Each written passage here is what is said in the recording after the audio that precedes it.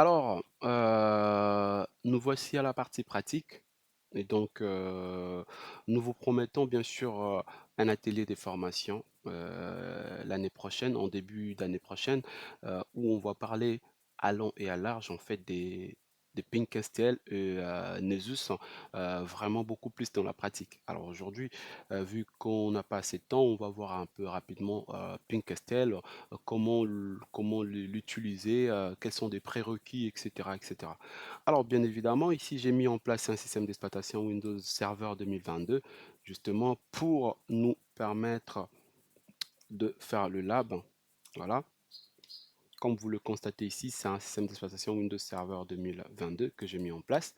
Et il n'y a pas eu assez de config, en tout cas. J'ai mis en place deux départements. J'ai la DRH et l'info, où j'ai mis deux sous-départements, le poste et un autre sous-département pour mes users. Donc j'en ai deux ici, j'en ai deux. Donc j'ai ici la DRH, j'ai deux users au niveau de la DRH. Au niveau de l'info, j'en ai deux également. Alors, primo, en fait, c'est qu'il faut faire, il faut télécharger Pinkcastle. Alors, Pinkcastle, c'est un outil développé par une entreprise française, d'accord? Très recommandé d'ailleurs par l'ANSSI, qui gère tout ce qui est sécu et cybersécurité en France, mais aussi dans toute une grande partie de l'Europe, bien sûr. Et donc, Pinkcastle, vous le téléchargez, il va venir comme ça en format zip, vous le dézippez et par la suite, il va vous donner ces dossiers. Alors, dans ces dossiers, quand vous y rentrez, vous trouverez plusieurs fichiers, entre autres un fichier XML qui fait un petit peu ce qu'on appelle un récap, en tout cas sur Pinkcastle, son historique, etc. Et comment l'utiliser, bien sûr. Et vous avez d'autres programmes ici tout au bas. Alors, tout ce que vous avez à faire, bien sûr, une fois le téléchargé, les dézipper sur votre serveur, vous allez exécuter en fait le programme .exe. Voilà, pas celui-là qui est en bas, mais plutôt le premier. Alors, dès lors que vous l'exécutez, il va vous afficher ces différentes options. Il y a toute une panoplie, voici, toute une panoplie pardon, des options qui va vous afficher. Alors, vous allez vous concentrer, si vous voulez bien sûr auditer votre Active Directory, vous allez vous concentrer à la première option, d'accord? Et d'autres options, bien sûr, vous permettent de faire d'autres choses un peu plus bien aussi pour votre parc informatique. Mais nous, aujourd'hui, en fait, on va se concentrer sur la première option parce qu'on veut auditer, bien sûr, notre domaine Active Directory. Et donc, on va prendre l'option 1 en cliquant sur Entrée. Et par la suite, on va devoir sélectionner l'utilisation avec beaucoup de privilèges. Et ici, en fait, il vous demande de spécifier votre nom de domaine. Alors, pourquoi il vous demande cela? Parce que on peut se retrouver dans une forêt qui a plusieurs domaines, qui pointent vers d'autres domaines, vers d'autres succursales ou d'autres pays ou d'autres sites. Et donc, nous, en fait, vu qu'on a une seule forêt et un seul domaine, on va justement cliquer sur Entrée. Alors, en cliquant sur Entrée, et on le laisse faire le job. Donc là, il est en train de dicter déjà notre Active Directory. Et vous verrez qu'ici, il va nous générer un fichier HTML, bien sûr, par rapport à l'heure, bien sûr, de votre serveur. Il va ici nous générer, parce que là, il avait généré un fichier le 26 septembre 2025 à 10 heures. Donc aujourd'hui, il va sûrement nous générer un fichier en date du 28 septembre 2025. Et bien sûr, il va nous spécifier aussi l'heure.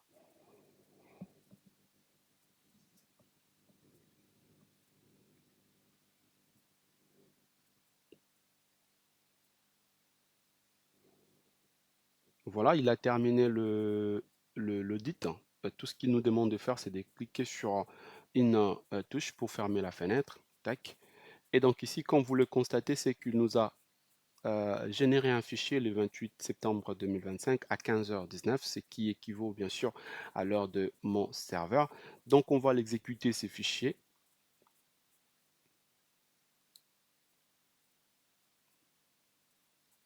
Voilà.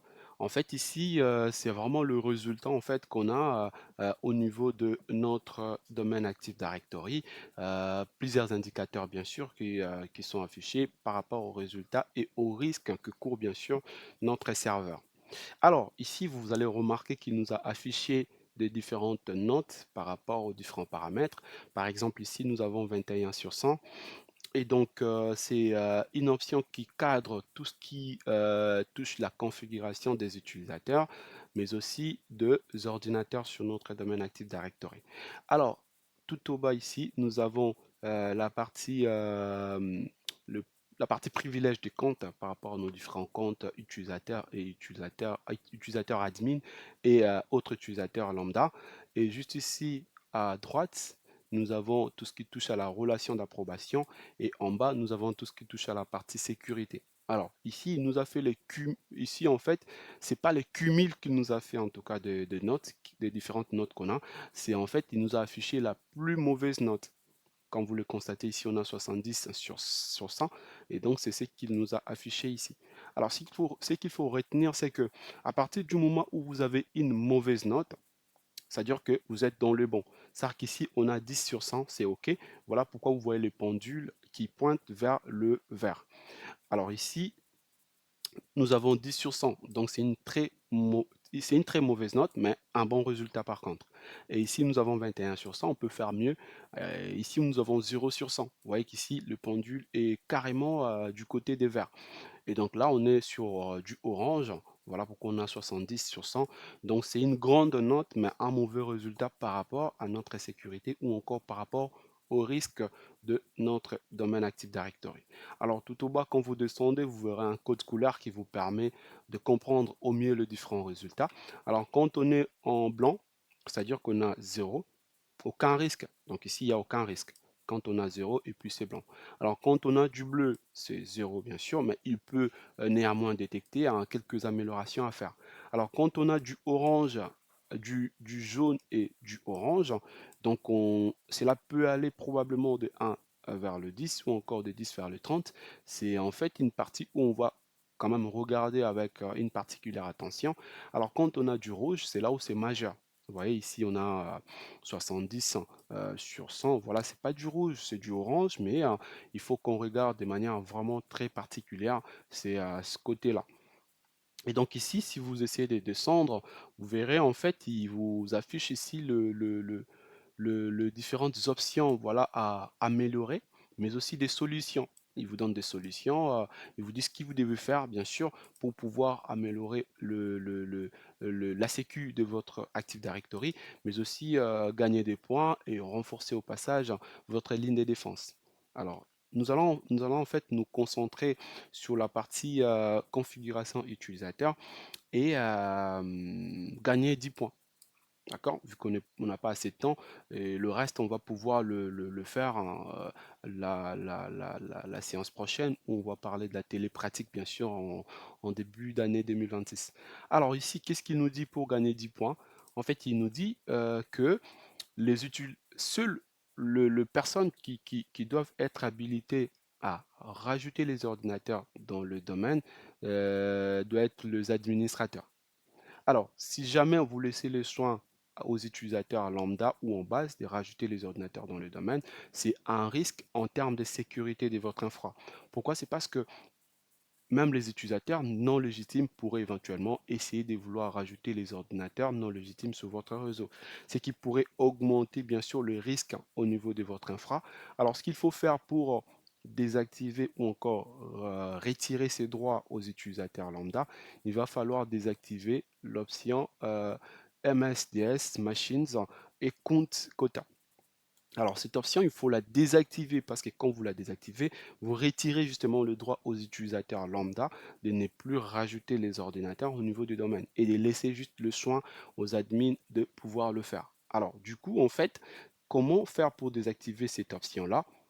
C'est très simple. Vous allez en fait aller dans votre gestionnaire des serveurs, ensuite outils et par la suite, vous choisissez modifier ADSI.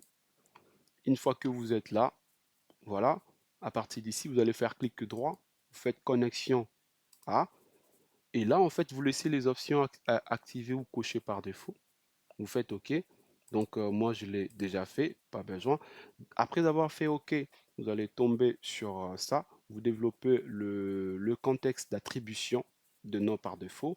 Et par la suite, vous allez tomber sur le DC qui est égal au nom de votre domaine, bien sûr. Et à partir de là, vous faites clic droit, ensuite propriété pour aller chercher, bien sûr, MSDS et compte quota.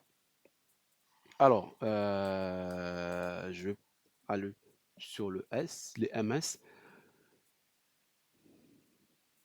MSDS et compte quota. MSDS et compte quota. Voilà, elle est là, cette option. Vous voyez, par défaut, elle est à 10. Donc, je vais faire modifier. Je le réduis à 0. Et ensuite, je fais OK, appliquer, OK. Et donc, je vais retourner sur mon Castel afin de refaire ou de relancer l'audit. Je prends la première option avec privilège et j'envoie.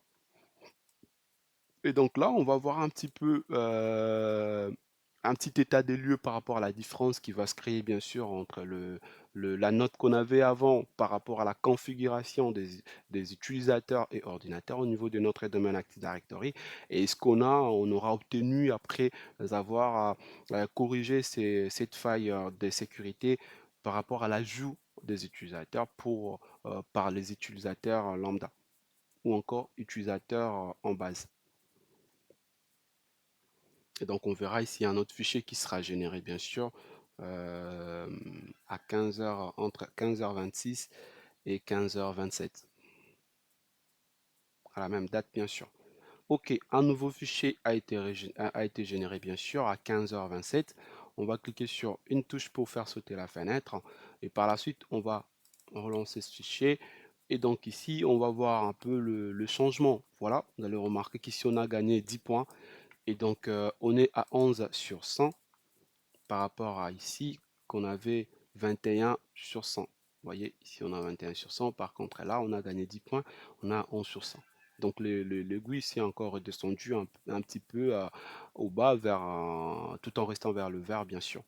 Et donc du coup ici en fait, vous allez voir que l'option qu'on a corrigée va disparaître, ce qui est tout à fait normal. Donc si on avait du temps, on aurait pu en fait corriger cette faille qui, enfin, pas, c'est pas, ça, ce n'est pas par contre une faille, mais plutôt en fait les déclarations des sous-réseaux. Donc quand vous mettez en place votre Active Directory, votre domaine, il va falloir déclarer les sous-réseaux. Si vous avez bien sûr plusieurs succursales, et donc chaque succursale aura bien sûr son sous-réseau qui va pointer vers lui. Et donc, du coup, si vous le faites, bien sûr, vous gagnerez 5 points et ainsi de suite. Et donc, du coup, je pense que cette partie vous aura plu et que vous aura aidé également à, à faire beaucoup plus de recherches sur Pinkestel avant, bien sûr, la télé pratique qu'on aura en 2026. Donc, quant à moi, je dis et je vous remercie.